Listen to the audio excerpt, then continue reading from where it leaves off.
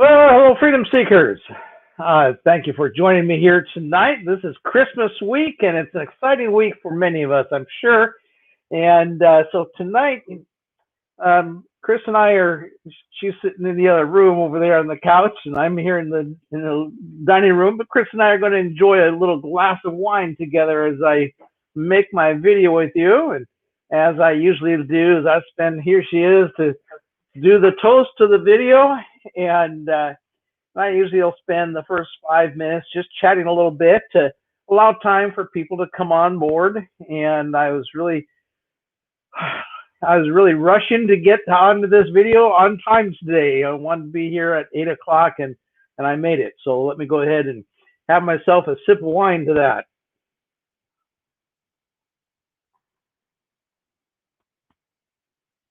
Oh, that was more than a sip. It was really good wine, though. Chris and I have a number of times been up to a place in Washington State called Lake Chelan, and it's a place up in the mountains, and they have, I guess, found that that's an area of the state that really makes great wine growing or grape growing areas, and so they have a lot of grapes being grown there, and of course, wherever you grow the grapes, you're going to find wineries, and we have found ourselves some really good wineries, and it's just absolute beautiful place, Lake Chelan. We've stayed at 2 resorts out there now, different places at different times, and just really enjoy. In fact, who knows what's going to happen this next coming year with COVID and all of this kind of stuff. One of my coaches, Coach Ollie, he's in London. And I just read today, and I talk to him every single week. I talked to him just a couple days ago on Sunday. Yeah, yesterday. Yeah, I talked to him yesterday, and he's definitely this whole shutdown and what have you has taken a toll on him. He served for many years as a highly decorated cop on the beat in London, just on the streets every day. He's been involved in the London riots back in 2011 when that hit the whole scene in London, and he got a commendation and decorations for his role that he played in that. But other times he's been recognized as just a great cop. And he's a great cop. He's got a great heart, and he just really spends time out there. Feels like trying to protect people. And then somebody that he had a lot of respect for, just kept bending his ear and saying, Ollie, you've got to come over here and let me train you on how to make as much money as you make in a year, make that in 1 month. And I'll help you do it, and I'll show you how to do it. And through just working online on the internet. And so he did that. And one of the hardest things for him is that his first year of being full-time as a person making his living on the internet is he found himself just isolated because every day his work was on the computer. And he says, I had this little office, a little room I went to every day, and I worked hard, and I just really spent a lot of time in there working away, and I understand, I relate with that myself. And in his case, he said that, yeah, his first big breakthrough, he created a product he put out through the internet, and he said he went to bed. He kind of hit the little button, the gold button, so to speak, and he went to bed, and he got up the next morning. He found that he had $200 in his checking account. And that was exciting. But it was a little $20 product, and he just thought, well, $200, that's not going to go very far. And that little product and that little launch that he did, it didn't really ever pan out to be anything great. Didn't make a lot of money on it, but it showed him, that yes, he can learn how to do things on the internet, and it gave him a little spurt of energy he needed at the right time. And that's how oftentimes life works, is that the right things come to you just at the right time. And it certainly helped and worked in my life. A year ago in November, I reached a place where I was just hitting a wall. Trying to launch my own business online on the internet, and I just kept hitting this wall. And I'll probably go and might tell a little more about that later tonight. But just at that time, I realized the being aware, self-awareness, I think, is really important quality to have in a person's life. I've developed that in my own self-aware. And self-aware means that we are looking at our downfalls, and we're aware of our shortcomings, and we're aware of the things that we really, are just struggling with, instead of just kind of forgetting about them and trying to move on. Because I spent many years in my life really just fighting my way through life. And yes, I got places I wanted to go. I was successful in my business, but I just really fought my way through life, and life was really a struggle. And that's where much of what I teach now, the things that I talk about on YouTube, this topic tonight, that I started last week. Last week's video was about the power of your words, and then we're continuing this as a series now. And it'll probably be a 3 or 4 video series. So this is week 2, and video number 2 in the series. Next week will be 3, and then it'll go on to week 4, but we may be able to wrap it up next week. Just not quite sure yet. Depends on how far we get tonight. But so, I just really felt that I was just fought my way through life and getting where I wanted to go. And then suddenly I realized the power of the energy that we have in our lives. And one of those sources of the energy is our words. And there's power in our words. If you learn how to tap into that power, it'd be like having a stick of dynamite sitting there on your living room, on your couch, and you just look at it and you don't know what it is. You don't know how to use it for good or how to use it for bad, and you can use that stick of dynamite either way. You can go and blow something up that's really good that needs blown up, or you can blow something up that's really bad, and you can be a good person or you can be a bad person, or that stick of dynamite can just sit there on the couch and be an ornament, like, hey, look at that pretty Christmas ornament. Let's hang it on the tree. We got a little string here comes out of it, and let's just tie that around the tree, and we can have a pretty little Christmas ornament. So there's so many things that you can do with it. And it's like the same thing with the power of our words, is that until we really understand the full power of them, it's like that stick of dynamite that we don't know what it is, and so it's just sitting there on the couch. And yet we can then blow something up and have it be really bad, or we can blow something up that needs to be blown up. That's how many roads got constructed years ago, as people went out there with sticks of dynamite, and that was helpful to build the roads that we now enjoy driving on.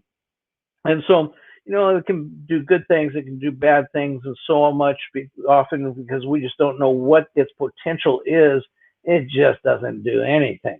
And that's how the power of our words work, is because we just don't know the potential of our words. And so we don't do anything with them. We do a little bit of good, a little bit of bad, but overall, we're just fighting to get through life. And that's how my life was for many years, for most of my life. And so, but there came a point in my life when I realized that was going to change. And that was when I decided to and no longer just fight my way through life and be sexually frustrated. And even if it meant getting a divorce and my wife taking me for all the money I had, because she didn't work for 20 years. And so it was our money, but you know how these divorces work, she didn't really make a lot of that money. It was my efforts and my words and my thoughts and the things that I did and I created that made that money.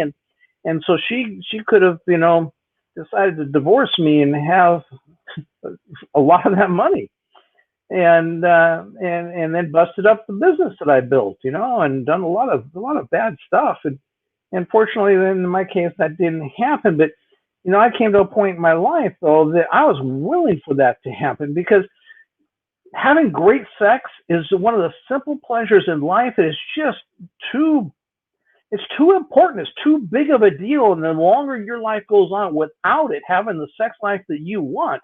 And for me, the sex life I want is having more sex with more people more often. And so if that's not part of your life and you want that, then the longer you go, the more it will grate on you. And that grating away, that chipping away on you will either cause you to have a little more death each and every year that time goes by, and each and every month that time goes by, or it'll put you in a place where you're moving in that direction and it starts to have some life to you and add life to you. And that's how it happened to me. Is it just chipped away at me and it was killing me.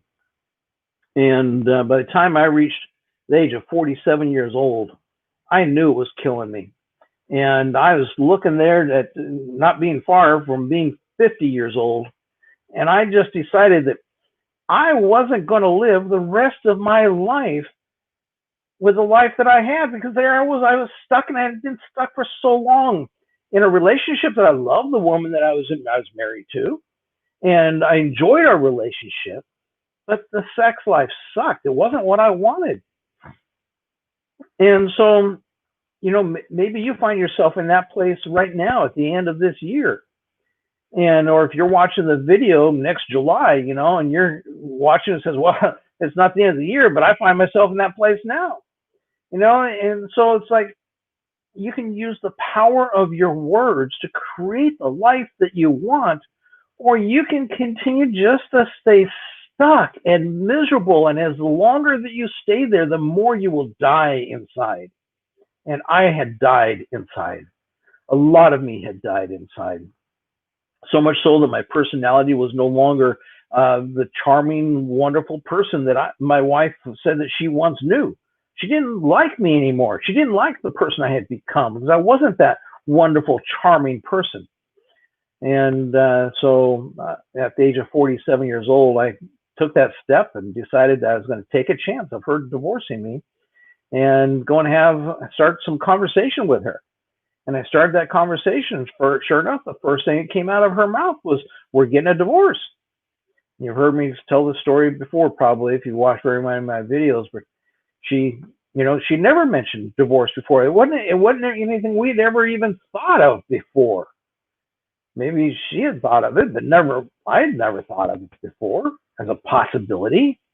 And she went off to the pastor and told her about the conversation that I brought to her, and suggesting that she could have sex with another person, and whether it be a man or woman, whatever she wanted, up to her. I said, and I'd have sex with another person, and I wanted to have sex with a woman. And so I brought that conversation up, and she took that conversation to the pastor. The pastor said, "Yep, divorce that man." I hadn't had sex. I hadn't violated my marriage vows. I didn't cheat on her, but that, just bringing up the conversation is, I guess, all it really takes. And the pastor told her, "You got to divorce that man." And she went off and she talked to her best friend and told her best friend what had happened in the conversation. And her best friend says, "You've got to leave him now. You got to divorce him." And so a week went by, and every day of that week, she would come to me and say, "Mark, we're going to end this. I'm going to divorce you." And we had that conversation every day that week. My response was the same. It says, "Are you willing to take a marriage?" We had been married at that point 27 years, and I was 47 years old. I was 20 years old when I got married. And I said, "Are you willing to take a marriage of 27 years where it's been basically a good marriage, other than the fact that we just haven't gotten along sexually? Every other part of the marriage has worked out pretty good, and you're willing to throw that all away?" And she was. And but then through the course of the week, I says, "Well, what did I do? All I did is to have a conversation with you. And that's so scary. It's such a threatening thing for you. It wasn't something like, I don't even have another woman on my mind as far as who I wanted to go and have sex with. I just wanted to have a conversation with you. I mean, you're the woman that I love, and I should be able to take and open up to you about anything in the world, especially things like this, so that we can talk about these things together." And after a couple of days, I finally did. I got through to her with that message, and so she said to me, she says, well, Mark, if you simply won't, talk about this topic for a year, 12 months, if you just don't bring it up, don't talk about it, and then maybe after a year we can talk about it again, and just don't talk about it for a year. And if that would be the case, then I won't divorce you right now. And so I agreed to that.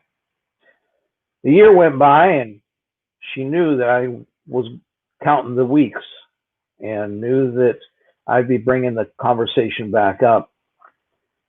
You see, and this is, again, the power of your words, where I realized that in that initial conversation, I had really picked some wrong words. And so if I had really gone out and gotten some coaching on maybe how to talk to her about that differently than what I did, then maybe the outcome would have been a little different, and I wouldn't have wasted that whole year where my wife and I would have actually I would have been able to help to open her up in conversation. And that's what some coaching and some coaching help, that if I had gotten some coaching help, that's where that it could really help with that. And but I didn't, I just was doing it on my own, doing the best that I knew how to do. And so that then put me in a situation where, I could have ended up getting divorced, or in this case I didn't, but it cost me a year before I could even talk to her again about that topic.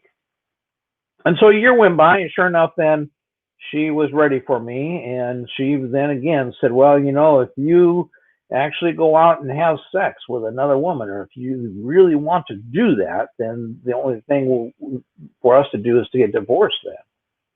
And that's where the conversation started, is that there's no way that we're going to be married and you're going to be out there having sex with another woman. And so the conversation started there, and I kept having the conversation, but she had had a year to kind of think through things in her mind and put together her own battle plan. But I also had a year for me to think about things in my mind and think about how am I really going to approach this with her. And I had a different game plan then, and that's one of the things that I help the people that I do coaching with. That's one of the things that I help them with, so that they can have that better game plan when they have these conversations and stuff like that. Excuse me as I go ahead and enjoy another sip of wine here.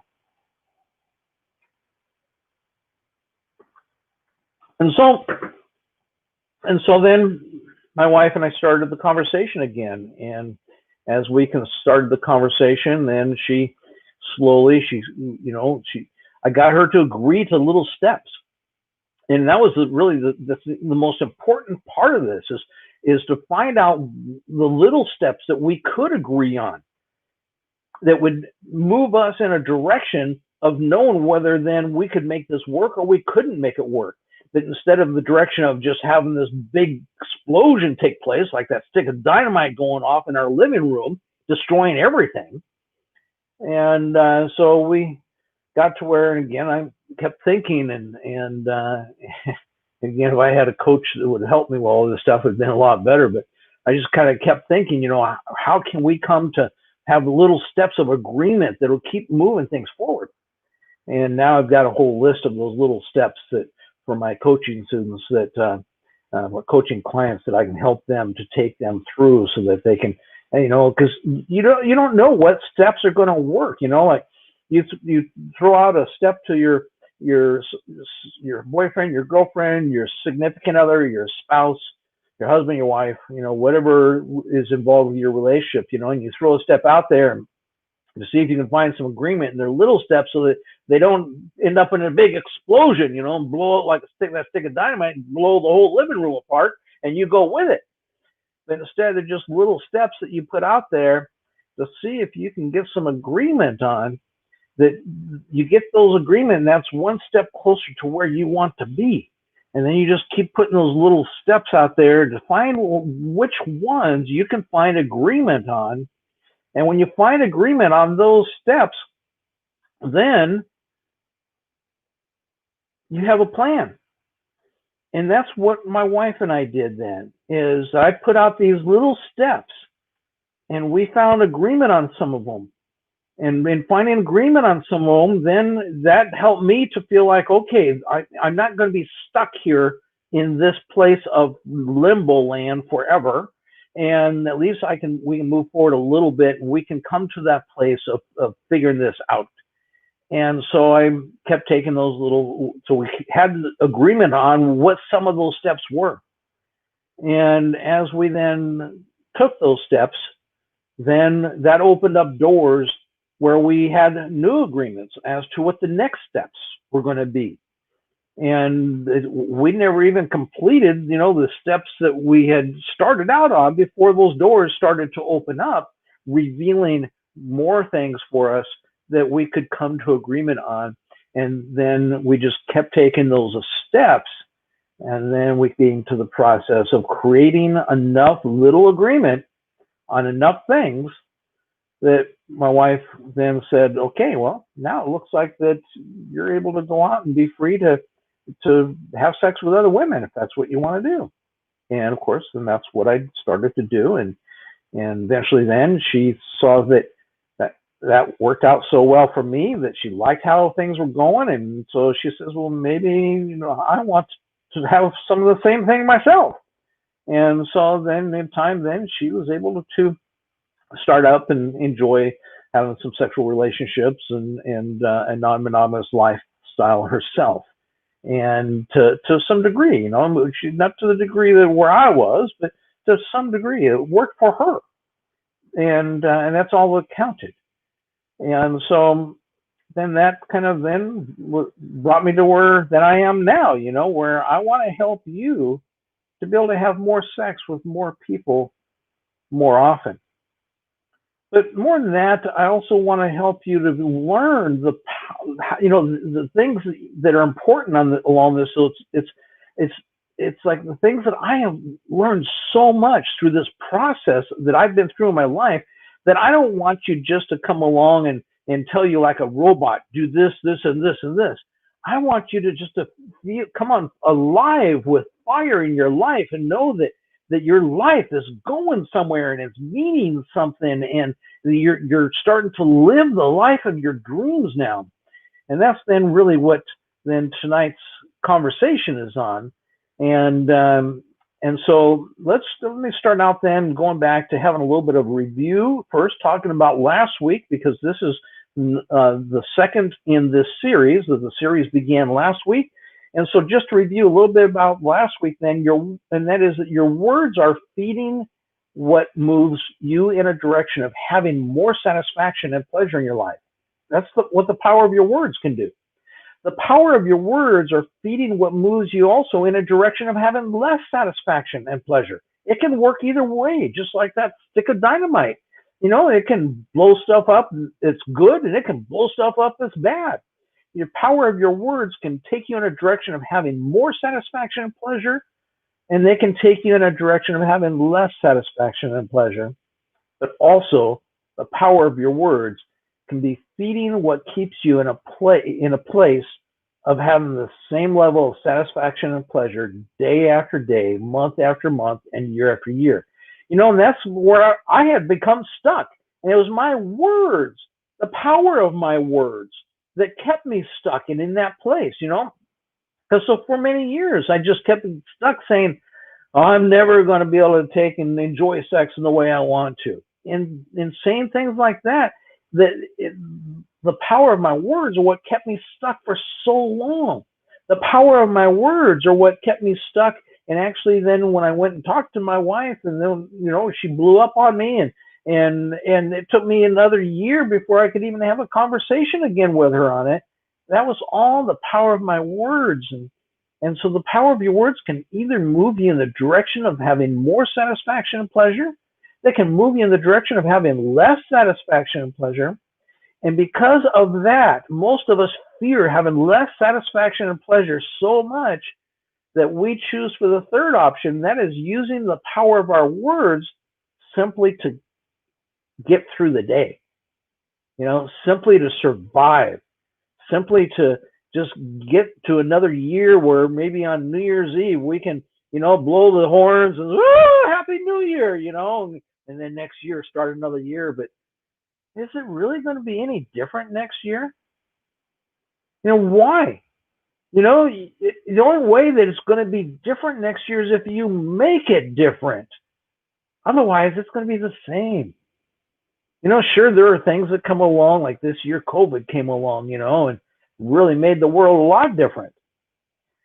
But it's your response that will make your life better with more satisfaction and pleasure, or worse with less satisfaction and pleasure, or just stuck in the same place. And that is where, so many people this year found themselves stuck in just living the life that other people were dictating to them, or that COVID was dictating to them. It wasn't the life that they chose. It was what somebody or something chose for them. But you see, the power of your words is that you start to get to choose your life. And that's why for me, this year, this whole situation with COVID has been a great year. And I'm excited, not feeling like, oh man, I can't wait for this year to be over. I'm excited about the things that have happened and gone on this year that are also then creating a foundation for myself, where next year I'm even more excited about it, because it's more about where I'm going than where I'm at. And I want that for you as well. So then, just to finish up this review, then last week I also then talked about how being clear and specific is what gives your words the power to create a life that you desire, which is abundant, like what I refer, which is an abundant ocean. And so if you didn't pick up those tips from last week, you really need to make sure you do that and before we move on to next week. And so that you've seen last week's video in full and you see this week's video in full, and then you'll be ready to move on to next week. But I am going to be talking then tonight about this whole idea of an abundant ocean. So what is your abundant ocean?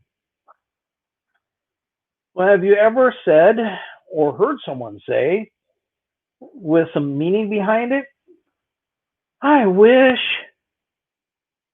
and then you fill in the blank? Or have you ever killed a dream thinking or feeling it was just out of reach for you? Or maybe you had a dream and then you just let it die because you experienced some failure getting there, and so you just let it die. Have you ever looked at someone with desire and said, he or she would never blank with me?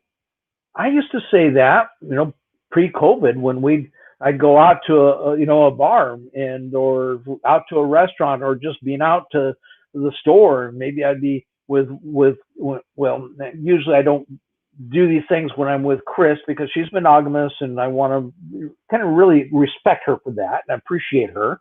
And so, but when I'm out with Kat, where she's non-monogamous, it's just like, and she's not only non-monogamous, she's bi, and so it's like, hey, take a look at that gal.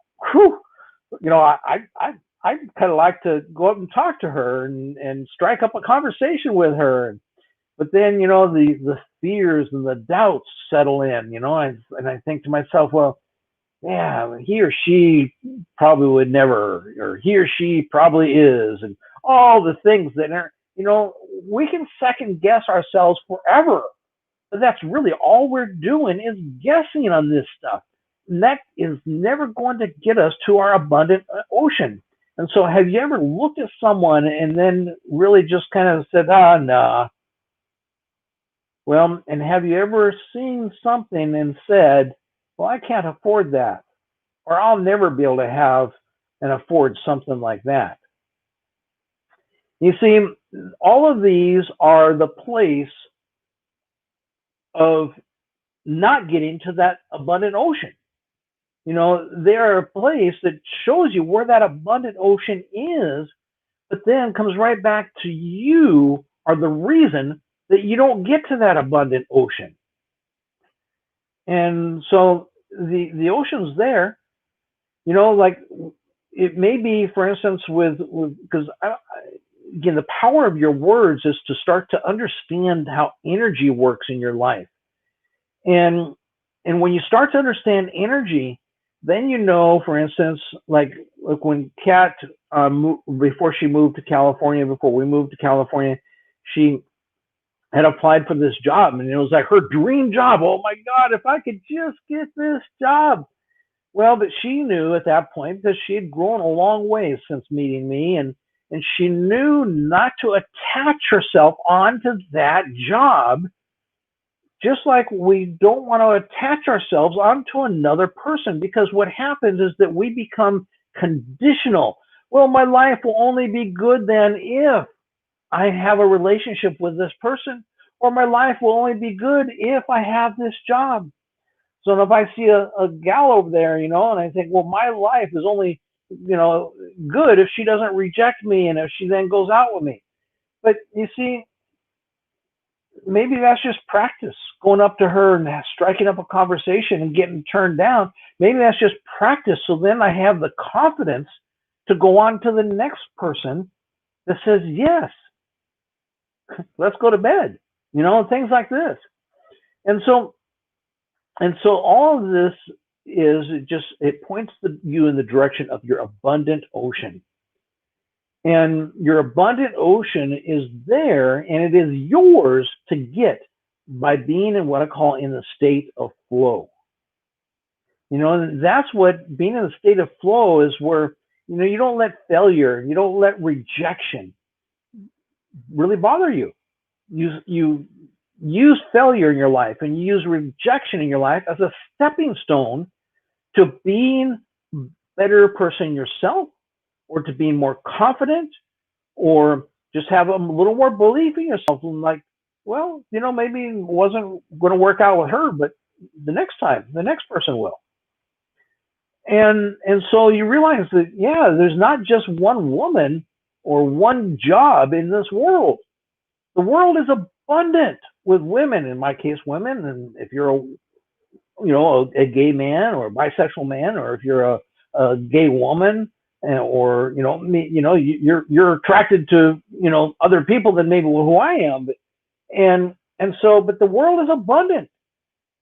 And if we don't attach ourselves to that one or that two people, and attach ourselves to starting to feel like, oh man, I just can't do that, it just doesn't feel good, instead of saying, hey, I can take and have a little better flow in my conversation the next time I approach a woman. And it's just through practicing that's going to help me to get smoother in my conversation. And so it's doing these things, then every failure can become a stepping stone to your abundant ocean. And you get to that abundant ocean then, and then it's like, well, you can't walk up to a gal. Sometimes it seems like, because it's also, you get into this place of energy then, where you just can't walk up to someone that gives you a bad response. I've had women that say, oh, gee, I really kind of wish I were in a place where I could go off and have a date with you, or go off and have coffee with you, but I'm in a monogamous relationship and it just wouldn't be right. But you're a really nice guy. I really like you. And so you start out in this place of energy where it's like really hard to go there and talk to that gal and engage her in conversation, because you're afraid of being rejected. You're afraid that, that it's just not going to be a good result. You don't believe in yourself. And so what happens then is you take a chance on yourself and you say, well, wait a minute. Why wouldn't she want a guy like me? Believe in yourself a little better. That's what I had to do. Or if you're a woman, why wouldn't he, or why wouldn't she want someone like me? And so you start to get a little more belief in yourself, and you start to get some confidence. So then you go and you approach that person, and that person is but a drop in your abundant ocean. And if that person then says, nah, sorry, or like, oh, I just can't believe that you would even approach me. I've had women who, their nose is stuck up, all kinds of different situations in people's lives. And now I had a gal 3 years ago, that, you know, she rejected me because of my weight. She was hot. And but and she liked things and getting to know me, and how the conversations that we had, and how the words flowed, and she was bisexual, and so she was wanting to really have some time with me and Kat then. But then it came down to wanting a fully nude picture of me so that she could see my full naked body. And because I have a few extra pounds, she just said, "Oh, you're not good enough for me." And I could have then been devastated by that, but I wasn't. I just realized that I need to keep working on my weight, because I want to look good for everybody.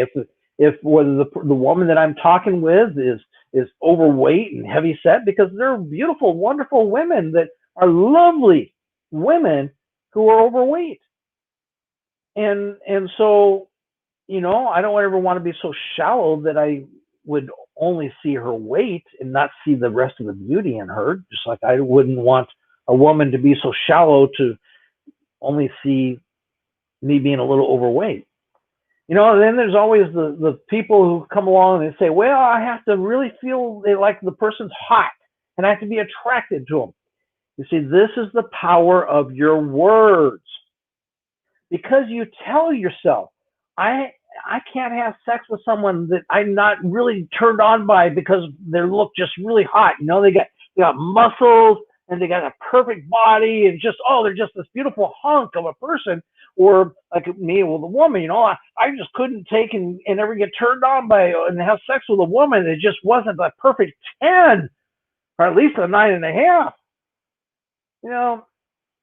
It's the power of our words that we actually get to a place in our life where that starts to limit us, and it starts to restrict us, and it keeps us from creating a life where we're in an abundant ocean.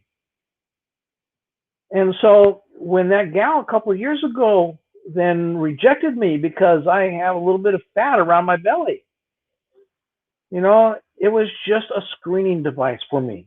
I realized that we just weren't a match. And if that's the way that she uses the power of her words to think, she's really missing out on an amazing, amazing guy. And so I understand that about myself and believe that about myself. And then the women that enjoy me, that's what they believe about me too. And so I don't mind when a woman then, like what happened a couple of years ago, just says, "Oh no, I'm sorry, but you just got too much fat." Okay, and so it's like, okay, that's one drop in the ocean. It's an abundant ocean out there. And there are women out there that are 10s that'll find me attractive, as well as 9s, as well as 8s and 7s and 6s and 5s, because every woman to me has beauty in many different ways. Well, some of them is a lot harder to find, and so I can avoid those women. Some women that some of you guys out there, or some of you women out there, you're only finding those people that are like 4, 5s, and 6s because of your own energy. And here again, then that's the power of your words, is that you have to create in yourself a belief in yourself, a love for yourself, a confidence in yourself, so that those kinds of rejections aren't going to really deflate you and keep you from the abundant ocean. So going on here, talking about reaching your abundant ocean, it takes getting into a state of flow where you're not stuck like a hamster in a hamster wheel, where you're going around and around, but you're just never getting anywhere. I've been there in my life. Have you? I've been in that hamster wheel, or that was like the marriage where for 27 years of my monogamous marriage, It was like being in that hamster wheel going around and around and around, and it wasn't getting any better. I always hoped that it would get better. I wish, going back to, the abundant ocean, I kept saying, well, I just wish, I hope it will be better next year. And so if I fought my way through life. That's no way to live, I learned. It took me a long time to learn that. I wasted a lot of my adult years learning that. I hope that you don't waste your adult years learning that. So you get into that state of flow, and that's where you're not in that hamster wheel and you're just stuck. And then there are people that get into a state of flow, and I have been in all of these states myself. It's not a state of flow, excuse me. There's a state of flow. There's a state of stuck. The stuck is kind of like when you're in that hamster wheel. And then there's a state of oscillating. And that state of oscillating is like being on the roller coaster where, it's like a thrill ride where it's fun and scary and exciting and all these different things that you go around on that roller coaster. But when it's all over, the fun, the excitement, the scariness, all the good times and all the bad times, when it's done and over, you end up back at the same place. That's an oscillating pattern in your life. And I've been there myself. More often I've been stuck. But then I'd get out of being stuck every once in a while, and then I, go out there and try to make things different. And I'd get into that oscillating place where then time would go by and it wasn't different. Because a state of flow is, and I now know I'm in my state of flow. And that state of flow is where the satisfaction and pleasure in your life keeps increasing. Remember, every week I come on here and I say, use as your measuring stick, as your compass, the satisfaction and pleasure in your life. If your life is headed in the direction of more satisfaction and more pleasure, then that could mean that you're getting to a state of flow. That doesn't mean necessarily, and we kind of have to go into a little bit of training on that another time, but at least you could be getting into that state of flow, as opposed to your life just allowing things to come along and that put you in a place of less satisfaction and less pleasure. And using your words, the power of your words that put you in a place of less satisfaction and less pleasure. And I'm going to tell a little secret here. There's someone over there that she doesn't have to drive to work anymore, and so I won't be hearing these stories anymore. But I'd hear these stories, at least twice a year, if not even a little more often than that. And the power of her words were, "Oh, I almost got in a wreck today," and that just the use of those words are feeding that oscillating pattern to keep it going on and on and on. Because your words will keep you in those oscillating patterns. And you have to do a shift and say, wait a minute, but I got to work.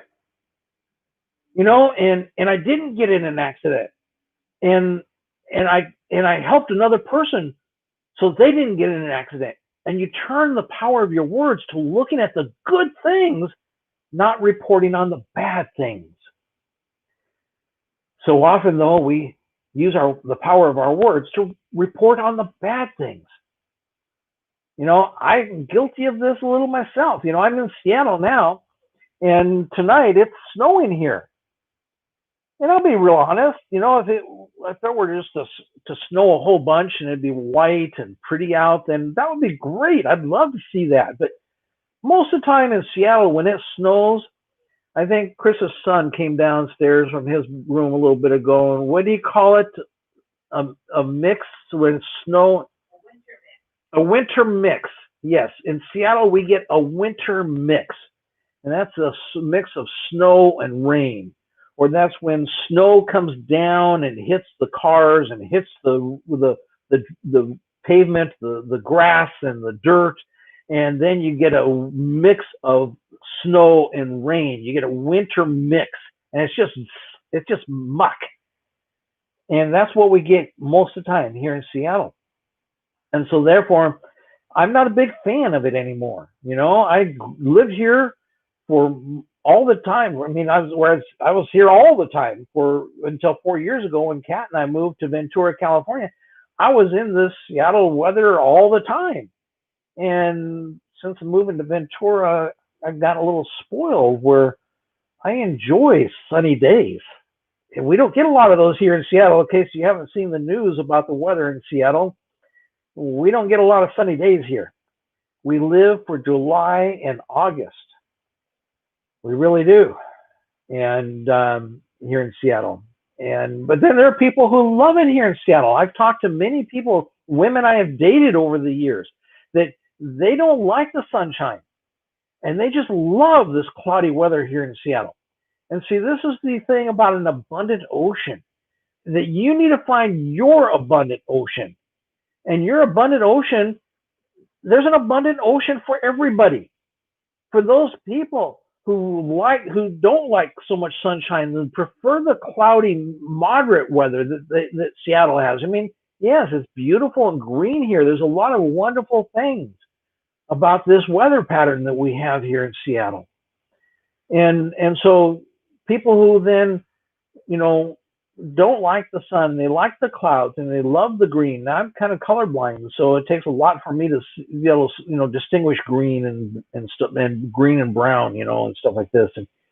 And so there are people though that Seattle is their abundant ocean. And I just found that there's a big ocean out there, and there are abundant oceans out there for me and I prefer a warm and tropical climate. Having conversations recently with Chris, and like right now her son's in high school here, and that's kind of what anchors her here right now. She wants her son to complete and finish school in the same school he started, because that's not something she had in her life. She finished or went to a new school almost every year, and I don't remember how many schools that she told me now that she went to throughout her school career. 16 schools from the kindergarten to 12th grade. She graduated, but went to 16 different schools to do that. And so it's been important for her that her kids would be able to take and stay in the same school that they started in and have the same set of friends. And that's what's important for her. But here, since I've been here the last 2 weeks and a week or two, I don't know how long now, but she's, talks about it. It's just, yeah, I want warmer weather. Arizona sounds pretty good to me. I'm looking at, moving someplace, whether it be Arizona or Florida or who knows where, another country, Costa Rica, or, some other country. But I'm looking forward to moving somewhere where I'm in a nicer, where there's more sun and there's warmer weather this time of the year. And so that's her ocean.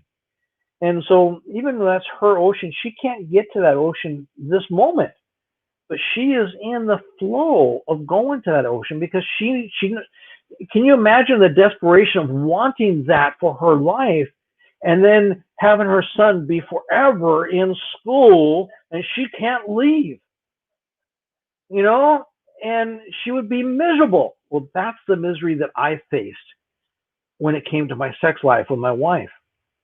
Whereas having the same relationship for year after year with the same woman and doing all the things that we tried to do, working hard to fix our problem and never getting it fixed, then I came to the realization that I am stuck here for the rest of my life unless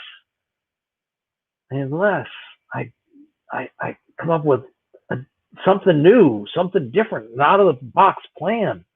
And for me, then that was to have an open marriage. And so that got me out of being stuck. And I still, different areas in my life, I get stuck once in a while. I was stuck a year ago and kept hitting a wall. I mentioned this at the beginning of the video a little bit, where I kept hitting this wall, and I was trying to get my business going online on the internet.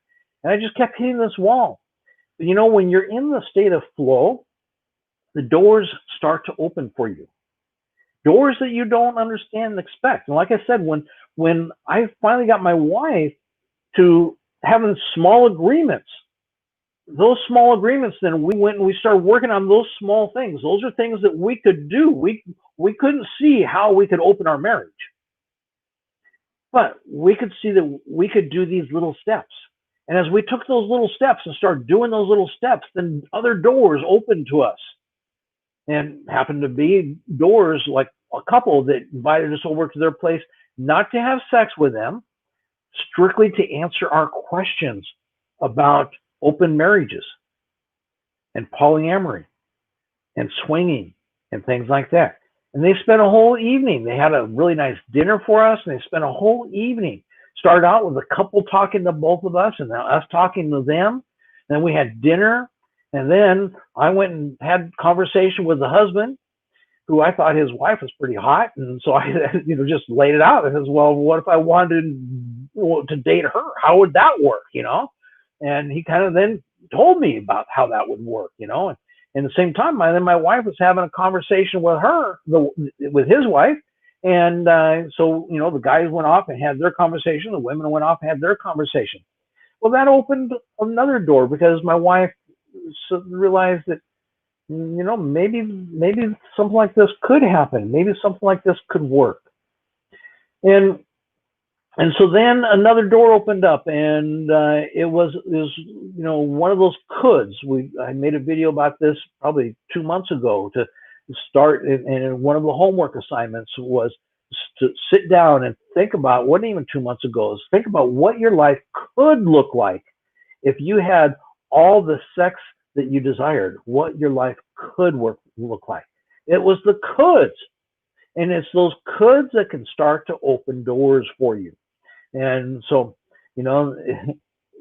go back and watch through the last, each video is about an hour and 10 minutes long, but, slowly go through and watch the last 8 videos that I've made on Monday nights. And I talk about opening the coulds in your life, because that's part of the energy that gets you into this state of flow. And so there my wife and I we're in that state of flow. And then we took those little steps, and then other steps opened up. And that's then a year ago, when I finally came to this place of being self-aware and saying, what's creating my problem is that I was very successful for many years in my life in business. I built 3 successful companies in my life. I built the first one and I sold it. Built the second one and sold it. Built the third one. And after 20 years of sinking my life into the second business, the state of Washington changed some regulations that I couldn't comply with. They told me that I was going to have to go out of business, me and 14 other businesses in different industries in the state. It was during the recession. I had to sell my assets for a nickel on the dollar. I went broke. I went broke. And when I went totally broke, I tried getting another business going, and the economy, the recession just didn't turn around fast enough for me. And I just couldn't get that other business up and going fast enough. And then finally, we totally went broke and couldn't afford food on the table. And it was like we were going to starve, and we're going to run the risk of losing our house. And so my wife and I talked about that, and we could project out enough months. We kind of knew ahead where things were coming up, where they're going to happen. And it was like, we got to come up with a plan so that we can avoid starving, and we can avoid having our house foreclosed. How are we going to do this? And we decided then. She decided, she offered and said, well, I could go out and get a job. And she hadn't had to work for 20 years in a job. And so that's then what we did. And she went out and got a job. And then after a couple months of getting her own paychecks, you see, for years, her greatest regret before we ever got married is that she never had any opportunity to live on her own. She lived with mom and dad until we got married. And her greatest regret, we had talked about this many times through the years, is that she just never really had an opportunity to live on her own. Now, with her own paycheck coming in and me being broke, the gravy train coming to a stop, she figured she could get off the gravy train and go and finally do the thing that she wanted to do before she ever married me, and that was to have some years living on her own. And so then I'm there a year ago, right? I'm talking about a year ago from now. I'm there thinking to myself, my identity was no longer that of a successful, confident, powerful businessman. My identity was of a man who had been crushed, who had failed, not only failed in business and lost it all, but failed in his marriage. And that was where my identity was. And I'm there trying to pull it all back together and getting something going again. But in the back of my mind is like, well, what if I fail? What if I'm in a relationship now with two women that I love the relationship I have with these two women? And what if I do something or then I lose these relationships or lose one of these relationships? And that's then where my head was a year ago. It was in that identity. And so once I became aware of that, it was at the end of November that I became aware of that. I said, wow, I've got to get out of my own head here somehow. I don't know how to do that. I've got to get out of my own head. And that's then when I saw an ad on YouTube, believe it or not. And it was by this guy that wanted to send you over to a link on his YouTube channel showing you a process that he does to help transform people's lives. And I took a look then at what he wanted to show me, and I was amazed by it. And not was I amazed by it, but I thought, man, this can help people change their lives. And many people that I get in conversation with where they struggle with possessiveness and jealousy, and it's the stuff that goes on in their own mind that really creates, or the mind of someone they're in a relationship with, that really creates the barriers. It creates those walls they keep bumping into that keeps them oscillating or keeps them stuck, instead of getting into that state of flowing where they're flowing to their abundant ocean. And so I came to that place last November, and then December, I spent a lot of money. I could have spent a lot less, but the more I learned about the whole program that Chris was offering, he was offering a 12-month program. He had discounted it down from $5,000 to $2,000. And I really liked that 12-month program for $2,000. But he had another option as well, and that was a 12-month program that not only included that 12-month program, but also included a program where you go through mentoring and teaching and training and coaching to learn to be a certified coach using his program, his processes, and stuff. And so I took a look at that, and I said, well, I like that a lot better. And I see so much potential in that program for people that are in my community, people that, that I talk to on a regular basis that run up against these walls just like I had experienced. And if I could help them, then, it'd be worth it for me to spend a year getting certified and trained and spend a lot of money. And so I spent a lot of money over the last year, and it has transformed my life. And, and then people will ask me, well, if this process and everything is so great, then why do you charge for it? Don't you get it? I had to spend a lot of money and a year of my life learning what I have learned. Why then would you want me to give it away for free? That's like your boss expecting you to come to work and not collect a paycheck. That's like you going into the doctor's office and the doctor looking at you and saying, hey, I decided that I'm going to be a doctor for free for the rest of my life. I had to go to the dentist this last week, not this week, but last week. I had to go. I had two appointments at the dentist. And you know what? I know those dentists don't work for free. And the dental assistants, and the dental hygienists, and all the people at the front desk where they have to, check you in. And in fact is, the gal at the door that takes your temperature now because of COVID, and she takes your temperature, and then after taking your temperature, she goes through a health questionnaire before she lets anybody in, and to the dental office, and then you get to go to the front desk after that, and but she doesn't show up for free every day. We all need to make a living, and people then that just don't understand that and think that I should be doing things these days for free because of what? Why? And so there are people then that understand the abundant ocean and how people like myself acquire skills and training and knowledge and apply it to my own life that can help them get to their abundant ocean. And then they're willing to get in that state of flow and flow with me as well, and not stay in that hamster wheel and not keep oscillating where they just keep hitting the wall and back up a little bit, hit the wall, back up. Like hitting the wall is going to make a difference. After a while, it's just going to give you a knot on your head, or it's going to give you a sore shoulder or a sore back or something. It's going to harm you after a while. You can't just keep hitting that wall expecting a different result that you're going to be able to get through it. But that's how I lived my life for many years, so I get it. Just keep pushing on, fighting my way through. So I do.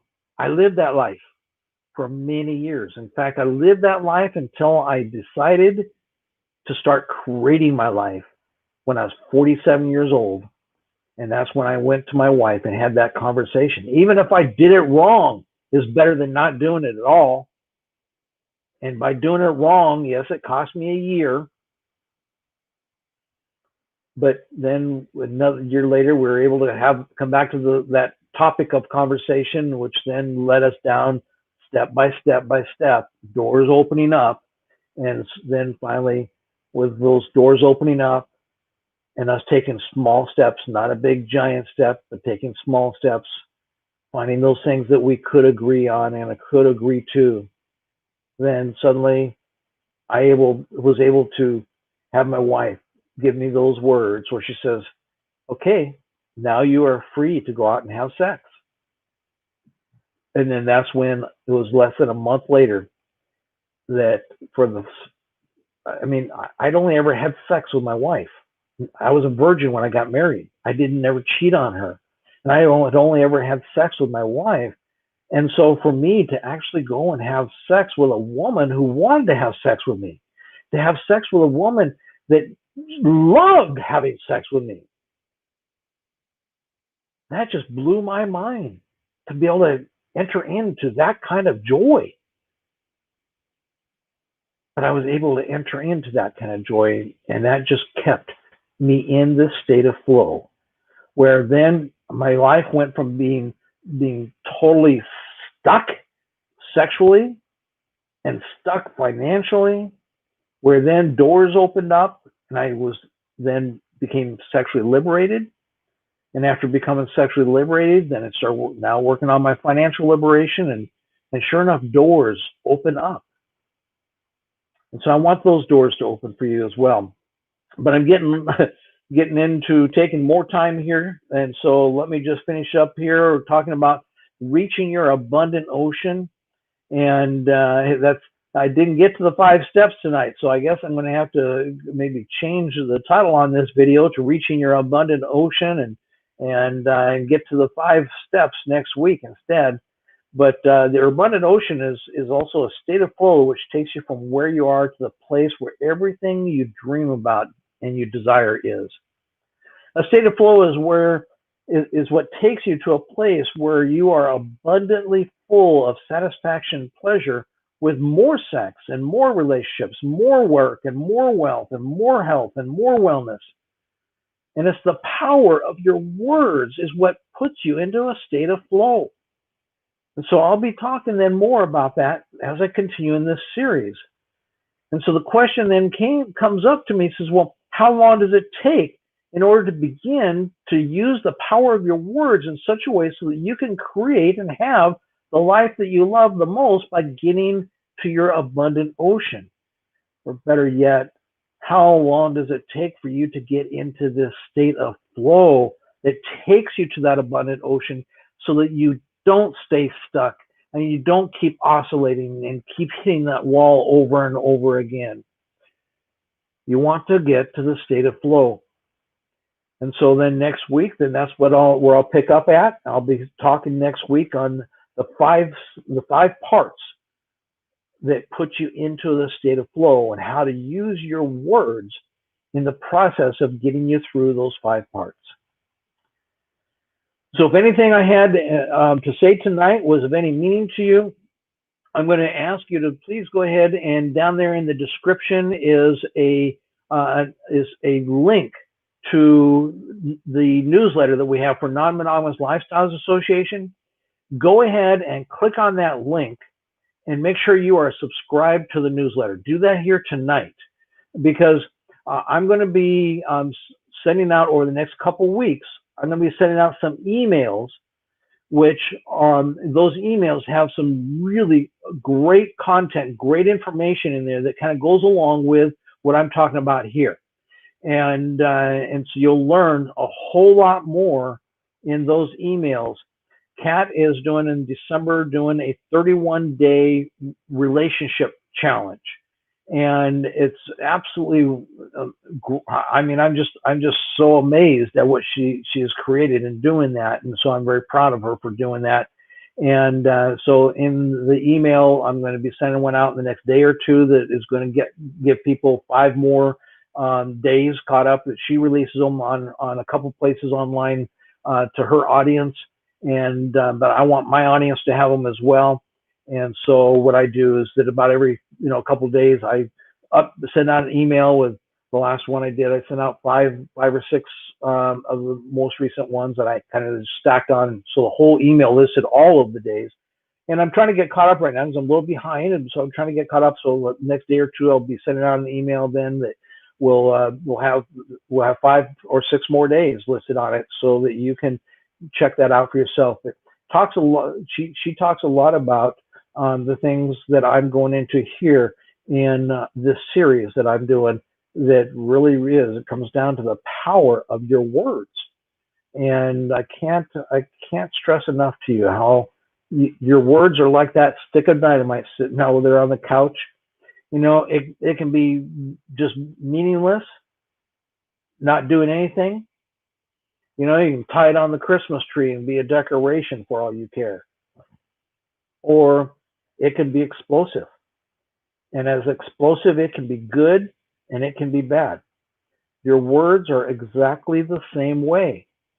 They have the same power.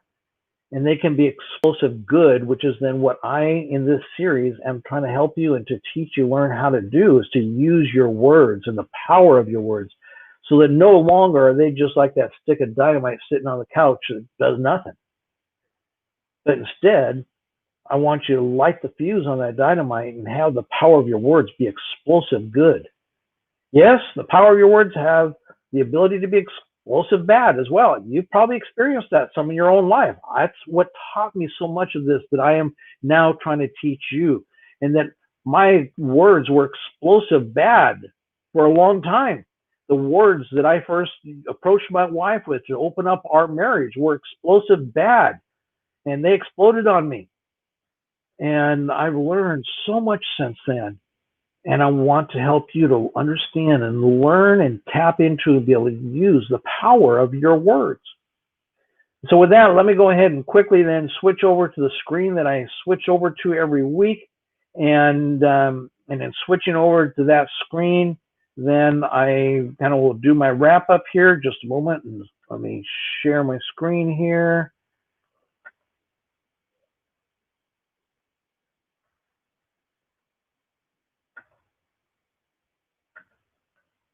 Okay, and so the weekly topic here this week was the 5 parts needed for tapping into the power of your words.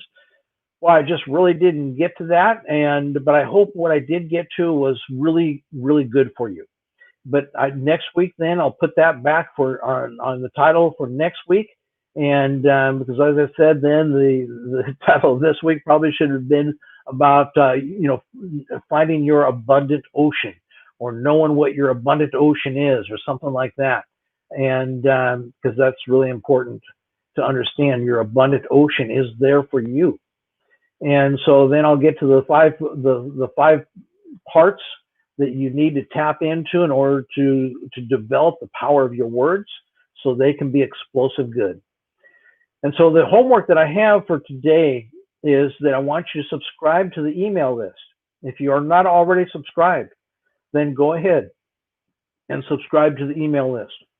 And then when the emails come out over the next several weeks, I want you to go ahead and read those emails, and read the information in them and the content. Get to know the kinds of things that we're putting out to help you live a life that is a life that you absolutely love the most. And what we call, I came up with the phrase this year, an ELF life. And that is easy, liberated, and fun. Because for so many years, my life was not easy. It was a fight and a struggle. It was not liberated. It was limited and restricted and obligated. And it was not fun. And so the email you'll get a taste for how to live a life that you can have. Not my life. I mean, yes, I'll tell you stories about my life, but I only tell you these stories about my life because I want you to learn from me and my experiences, so that you can pick up the little nuggets to live your life that is easy, liberated, and fun. And then the other thing in that email that I put out is I want you to go ahead and read and watch the 30-day relationship challenge that Kat is doing this month. Each day she has a writing that takes 1 to 2 minutes on the average for you to read.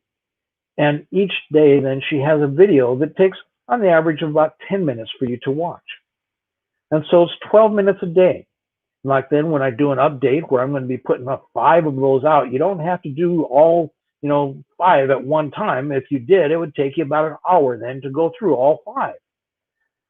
But you can do one day, take 12 minutes, do the reading, and then click on the link and watch the video, and then go on to the next day. And if you got 12 more minutes and you can't wait to get to the next part, And so you can do 12 minutes at a time, 5 days in a row, and you'll be all caught up then.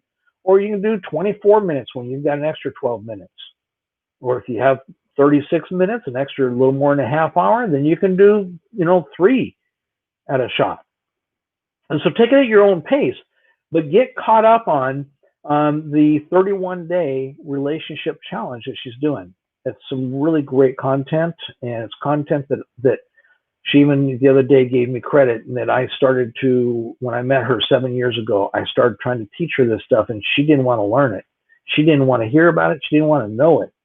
And that's another topic for another day. But so she's come a long ways. And so then I won't go ahead and talk about then what the homework was for last week. And if you didn't get to the homework for last week, then it was about defining your dream. That's very important. I talked about that in last week's video. So like I said, you've got to go back to last week's video before we really keep going on in the series here, and do these homework assignments so that you're able to get the most value for you, not for me. You're not doing it for me. You're doing it for you. And so then we go on to wrap up with basically talking about my weekend and what have you. And in fact, I can go down, skip. I'm just going to go ahead and tell you, skip through. Had a really great week, making progress towards the things that I'm working on. And one of these days soon, I'll be probably towards the end of January, by the time we finish this series, and I got some other things that I have lined up to do. Maybe even it'd be February before I get to it. But I'm really going to take then, probably February. I'm really going to sit down with you and update you on where we'll spend the whole hour on the video. Not me trying to help you to move on in your life, So we'll spend the whole hour on the video. So probably in February, where me just kind of giving you a detailed, catching up about where I'm at and what has been going on in my life, and how this whole idea of using my words to get me into the state of flow is bringing about some amazing things in my financial life, and things that I'm just so excited about. And that's because that's how this whole video series started, many weeks ago, was me sitting down Monday nights and just giving you a little bit of an update about where I'm headed and where I'm going and what's happening, and whether it's good or whether it's bad. I revealed to you, the good with the bad. And so it'll be time, probably, towards the end of February, for me to go ahead and devote a whole hour then of just giving you a complete update, and I'll be excited to be doing that. But for right now, then, let's just go ahead and keep moving on ourselves here with staying in the flow and helping you to be able to take and go into next year living a life that is easy, it's liberated, and it's going to be fun. And that's what we talk about here. It's here at the top, getting up here at the top. There we go, the weekly video report card. That's what it's really all about. It's not so much about my life, it's about your life, but it's about how I can help your life get there. And then it's a transition and thrive in an ethical and consensual non-monogamous life that you create and love the most. Having more sex with more people more often. You're creating a magnetic life that is easy, liberated, and fun. And you're having more satisfaction and pleasure. And then I say that's the test you want to use for yourself, is to ask yourself throughout the day, how did today go? This is part of that self-awareness that I told you that I have become very self-aware. And if you're not self-aware yourself, then you're just kind of fighting to get through your life like I did for so many years. But you're starting to become self-aware. Then at the end of every day, just ask yourself, how did today go? What in my day today brought me less satisfaction and pleasure, and what brought me more? And then after a while, you start to realize, wow, I really had less satisfaction and pleasure when I did I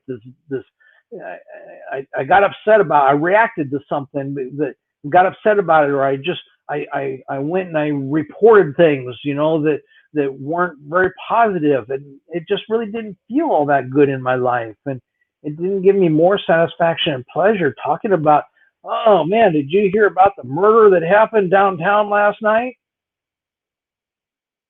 How's that going to give you more satisfaction and pleasure?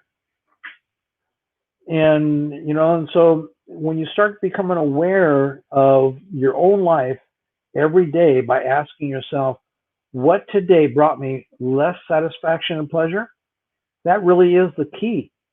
So then you can start to avoid those things and start to make the changes in your life that will start to bring your life more satisfaction and pleasure each and every day. So with that, I'm going to go ahead and end this, because boy, it has really gone long now. It looks like we're at 1 hour and 18 minutes.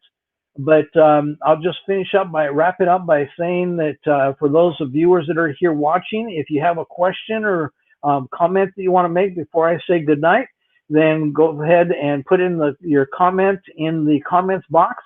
And that way, if you have a question, I'll be happy to answer your question. And I can do that while we're here live on the air. But if you don't have any questions or comments, then here in about 15 seconds, I'm going to go ahead and be wrapping this video up. And so we'll give you 15 seconds to say, hold it, or something of that nature. If it takes you longer than 15 seconds to type your comment or question in, just say, hold up, and I'll hold up. And otherwise, though, I hope that this video was really meaningful for you, and that 15 seconds has been more than up now. And so I'm going to, with that, then finish the evening by wishing you a Merry Christmas.